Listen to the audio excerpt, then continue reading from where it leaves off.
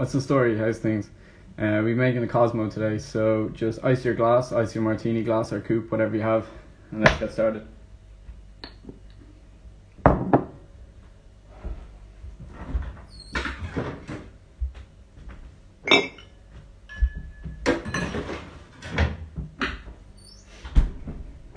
James, what's the crack? Always the first. How are you?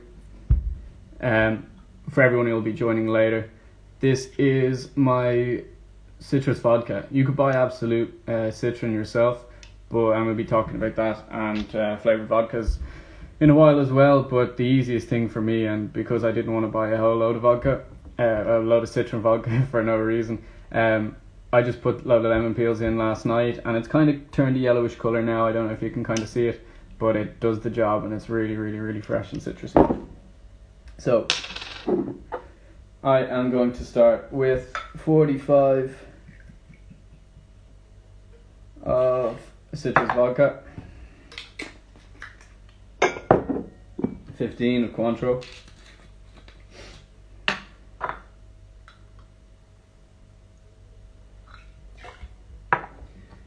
Cranberry Juice,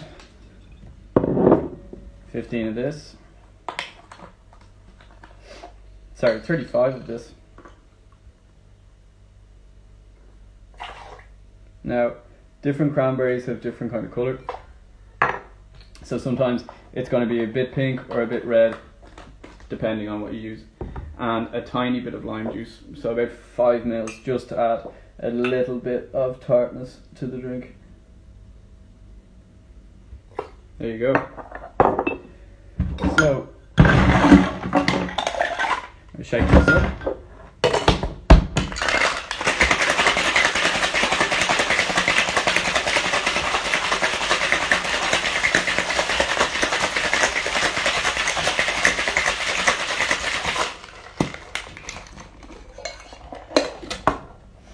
Take out your martini glass. Hopefully it's nice and chilled. Take your strainer and your double strainer, just because we don't want any ice, any chips of ice getting into the glass. And here we go.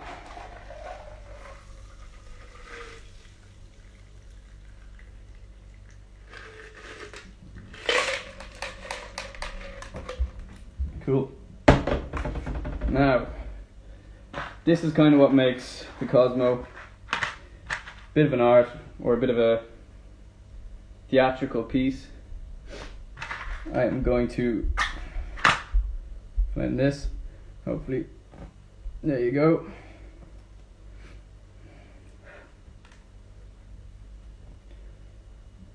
Just dip it in for a sec. Get that smoky kind of taste. Get the actual rind. You can get rid of the rind if you want, it's all up to yourself. Twist it around and pop it in there, and that's your Cosmo. Really, really easy drink to make. I really love these. I think they've got a really bad rep just because it's seen as a very feminine drink, particularly because of just the colour, really, which is kind of silly, because it was one of the first drinks that we were able to go, okay, let's just make it pink and people will drink it. That's a very common thing as a bartender. People will be just like looking at it, and purely for the colour order it. They'll see it go by and they'll order it purely because of that. People come up to the bar and be like, excuse me, but what's that drink, that pink one? It's really, really nice. So that kind of started this whole thing. In San Francisco in the 80s, it was a really, really, really popular drink at gay bars, and it was a really popular drink in gay bars in the 80s in San Francisco, but it wasn't the Cosmo that we know. It was like a dash of grenadine, some flavoured vodka and lime juice that was just like not really lime juice, a lot of citric acid, so it wasn't anything fresh. But then made its way, it's very disputed where the Cosmo came from. Then it made its way to New York, the Rainbow Rooms, with a man called Dale DeGroff, who he never says where it came from or anything like. He has a few different names that he throws out, but he's definitely the person who did the flamed orange peel. I think that's for sure. That's one of the main things. And that's what's nice about some of these drinks. You actually don't know where it exactly comes from, and that kind of aids to it. So I used this is my own like homemade, really, really quick infusion, just left in some lemon peels overnight. You can buy Absolute Citron, and Absolute Citron didn't come on the market until like flavoured vodkas had been around for hundreds and hundreds of years, because vodka was just so harsh to drink, especially like 100 years ago or so. So everything was flavoured for a long time, but the market as we know it didn't have anything flavoured really until the 80s, the 90s, and that's when Absolute Citron came in, which is I think the first one that ever came on the market. So that's kind of how Dale DeGroff became involved with it, because he was in 97 he went over to Europe, and this is how it kind of came to Europe, this drink anyway, the Cosmo as we know it. He came over, he was judging a competition, and he started off the competition by serving 200 or so Cosmo cocktails with the flamed garnish, and then those 200 bartenders or people attending the event, they fucked off to the rest of Europe where they were from, and immediately started spreading it around the place. So it's one of those kind of cocktails that have hopped and hopped and hopped and hopped from one to the other. Obviously it's so well known in the 90s because of Sex and the City, so that obviously may have came first, but in and around that time he really brought it to Europe anyway. And then when Ocean Spray, this cranberry juice brand, now like you can use any cranberry juice brand, it's not really matter, but that's why I speak about the colour. When you're using Ocean Spray, it should be really this kind of fleshy pink is what you'd call it, to get it really proper, because and that's what you'll mostly find in bars. If it's too red, it's going to be way too sweet. But when Ocean Spray were coming over to Europe and the UK, they asked your man Dale, this guy from the Rainbow Rooms in New York, to come over and to help them spread it around and market it with this drink. And that's what did it so well. And obviously Ocean Spray's sprayed around and we have it in most bars around the world. And the other thing was, as I was talking about in Sex and the City, it was a huge thing, and that's why I served it in this glass as opposed. You can use this if you have it as well. That's absolutely fine. There's no problem with it. The only reason I put it in this is because this glass is very iconic with this drink in general. Sorry, I'll actually show you what it looks like here. So there's just my notes. And then so that kind of fleshy pink colour is really what we're trying to get, especially if you have the Ocean Spray. It was one of the really, really smart things that Sex and the City did, and a lot of other really popular sitcoms have done since. Like, this was the Cosmo. I think it was ordered by Samantha first, from my research purposes only. It was ordered by her first in Sex and the City, but then when people were going out, I know there's and I did it this side, there is a little chip in the glass, but we won't say nothing about that. I'm not serving it to anyone but myself. When people are served at Cosmo, or they go out after watching Sex and the City and they just feel really involved, they feel like one of the girls that went out, or they just feel like they're a little bit sophisticated, especially at the time, because cocktails were served, but mostly up until 2000 there wasn't that much variation. You had loads of tiki drinks and stuff like that were really, really sweet and things like that, and tiki is bigger in the States than it is here, and by tiki I mean rum drinks. But then when you call something a martini, when you're given the moniker of being a martini and it's in this glass and it's straight up, it looks really sophisticated. It's what people would carry when they're at really sophisticated events. But this drink made it much easier to look sophisticated while not getting absolutely trashed like a vodka martini or gin martini or anything like that. Like, it's really sloshy. It's exactly like it blended into Sex and the City so well, because they were obviously at the cutting edge of fashion at the time. And this stem, as opposed to this stem, these two stems, quite different. This stem was like a symbol, like a stiletto heel, something that just completely doesn't make sense from the point of view of practicality, but it looks so sexy, like New York 90s, late 80s. It looks so sexy compared to the other one. That's why if it's such a bitch to hold these, to serve loads of them, like especially like if you're serving 6 at a time, which is quite an easy drink to make loads of. Like if you were really pushed as a bartender, you could probably fit 3 into one shaker. But that whole thing just signified that whole era of feeling sophisticated, being able to go and relate to these ladies that were in that were living it up in New York in the 90s. It's like Mad Men. Loads of people, you had such a higher influx of people ordering old fashions because they saw, I think your man's name is Don Draper, I never watched it myself, but people asking for old fashions. I had not a Barney, like what a fucking old fashion was. But these things are such a good way to get you to keep watching a film. Like, no one really orders a vodka martini, which is very sad because I love them, and I love making them, but because they're quite hard to go. These glasses in general as well, they're not for aromatics or anything like that. All the glasses have a reason why they're shaped like this. Like this one is to hold any like egg white or head or anything like that. So in the espresso martini forms that kind of dome shape, so it doesn't fall over the edge. Whereas martini glasses, they're just to be for you to drink in as quick as possible. But like that in James Bond James Bond. If you drink what he drinks, you'll feel a bit of a pull towards that character. Same with Sex and the City. Same with The Big Lebowski and The White Russian. Funny enough, in James Bond, the first drink that he drank was called an Americano. And we'll be able to we'll probably make that on Friday because I actually have Campari with me here. Something that's a really love or hate kind of relationship. I'll show you here. There you go. We'll be using that because I'll be making one of my favourite drinks, the Negroni, on Friday. But being able to have a drink that your favourite character drinks is such an underutilised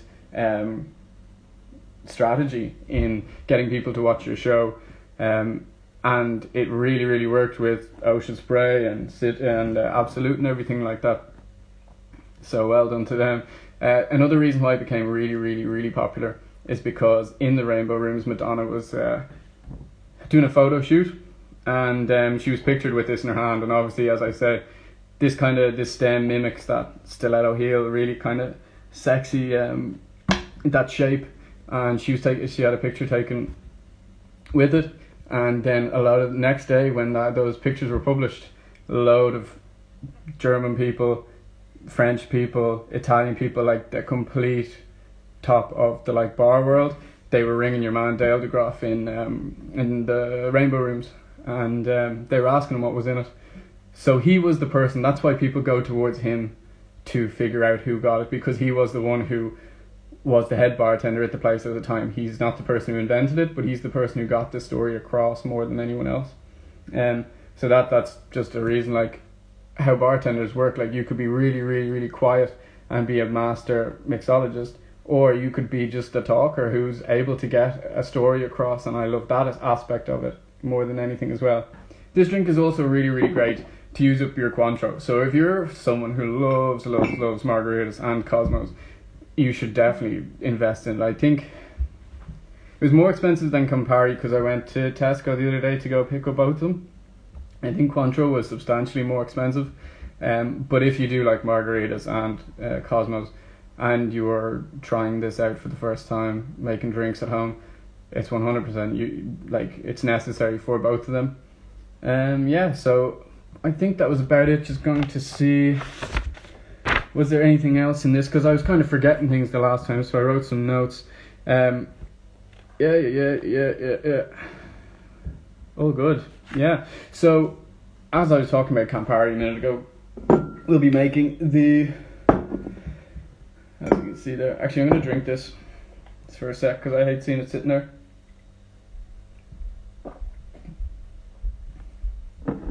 Now, because I love so many different recipes to this, this is very much my own. So I used 45 mils of vodka, or that citron lemon infused vodka that I had, 35 mils of cranberry juice, 5 mils of lime juice, and 15 of Cointreau. You can mess around, play with it a little bit, but I really like it that way. It's quite tart that way, and it's not too sweet as well. Cointreau can ruin this drink, in my opinion, sometimes. If you put too much in it, it just gets a bit overwhelming. But yeah, that 45 mils of vodka, 35 mils of cranberry, 15 mils of Cointreau, and 5 mils of lime. I'll put it in the description as well after. But while we're there, I'm just going to make one drink. Be back a sec.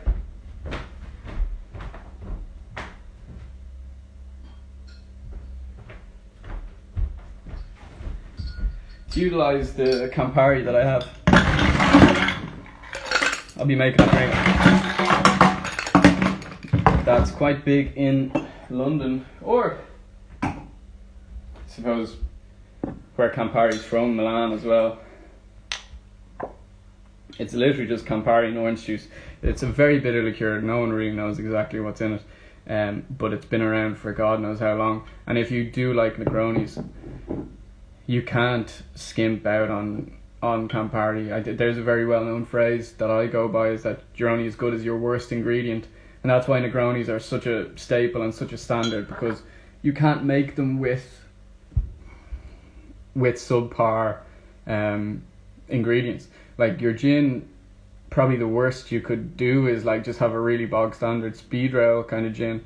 But even at that, like Campari is pretty much what you have to have. I haven't had anything with any Campari substitute, and the vermouth in general, vermouths are to my taste. So when you order a Negroni, you're going to be hard pressed to come by a really shit one. Yeah, you can fuck around with the measurements a little bit, but if people are doing 25, you can't go wrong. Like a Negroni is very fucking hard to mess up, but it's going to be very hard sell to make you guys go and buy a big bottle of Campari. If you find a smaller one, happy days, but something that's absolutely unbelievable, really refreshing, really Italian style. I'm going to do 50 mils Campari. Nice big tall glass. I'm going to squeeze the orange that I used to make the Cosmo earlier, the one that I flamed. I am just going to squeeze that into a glass, because I don't like wasting anything. If you have anything, if you're using rinds for anything, and by rinds I mean the peels for an old fashioned, for this, for anything else, hopefully I get enough out of it. Just try not to waste anything, because you can always make drinks with shit that's left over. I think that's what your man did when he was making Bloody Marys. I think he just had nothing else in the gaff and was really, really starving. And he's like, fuck it, horseradish, tasty. And then, yeah, there's no orange.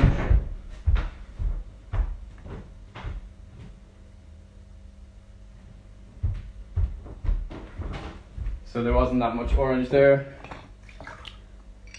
Bit the spillage, Bill.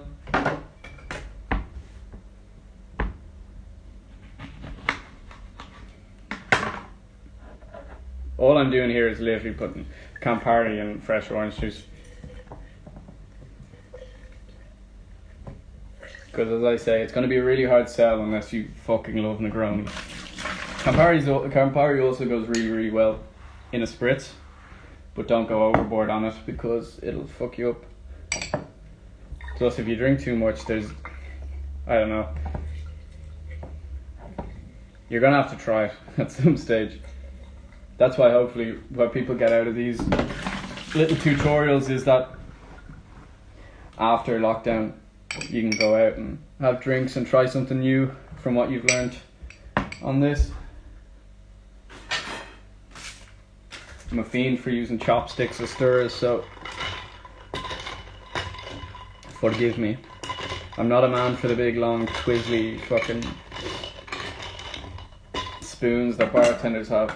Spoons that fucking climb that yolk. That was literally Campari and orange juice. Absolutely gorgeous.